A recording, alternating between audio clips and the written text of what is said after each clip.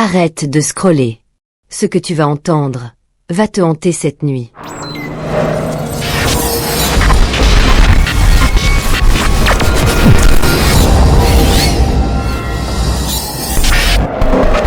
Cinq histoires authentiques de morts-vivants en Afrique.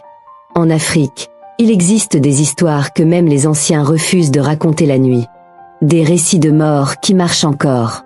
De silhouettes revenues de l'au-delà. Aujourd'hui, je vais te dévoiler 5 histoires authentiques de morts-vivants, basées sur de vraies croyances, de vrais témoignages, et des faits qui ont marqué des villages entiers. Accroche-toi, parce qu'après cette vidéo, tu ne verras plus jamais la nuit de la même manière. Les zombies vaudous du Bénin. Tout commence dans un petit village près d'Ouidah, au Bénin, berceau du vaudou. Pendant des années, les habitants ont affirmé avoir vu un homme, mort depuis plus de 10 ans, marcher la nuit sur la route principale. Il ne parlait pas. Il ne clignait presque jamais des yeux. Les anciens disaient qu'il avait été transformé en zombie social, une personne ramenée à un état de vie minimal par un bokonon. On raconte même qu'un jour, un membre de sa famille l'a croisé face à face, et qu'il l'a reconnu. Mais quand il a prononcé son nom, le zombie a simplement continué à marcher, comme si l'âme avait quitté le corps depuis longtemps. Les revenants d'Adzopé, Côte d'Ivoire. Début des années 2000, près d'Adzopé. Plusieurs tombes sont retrouvées ouvertes au lever du soleil.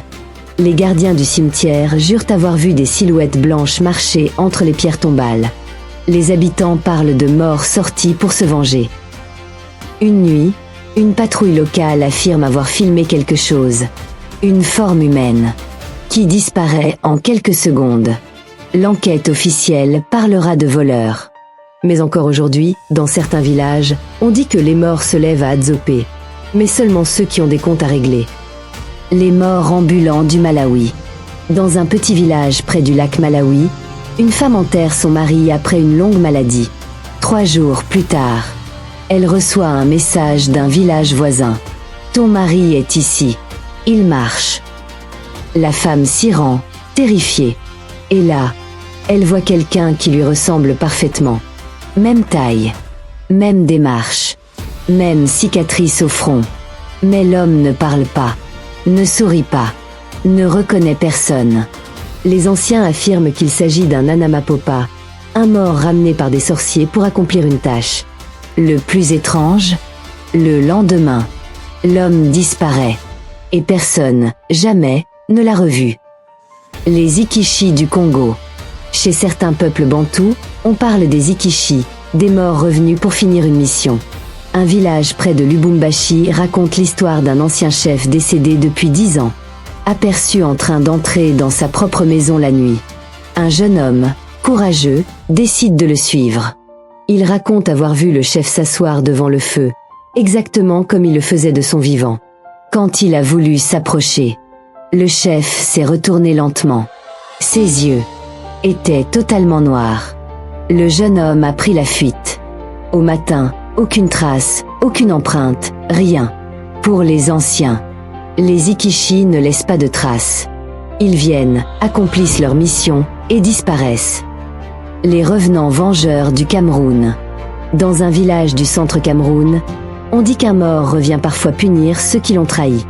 Un homme, décédé après une dispute familiale, aurait été aperçu marchant près de la concession. 3 nuits de suite.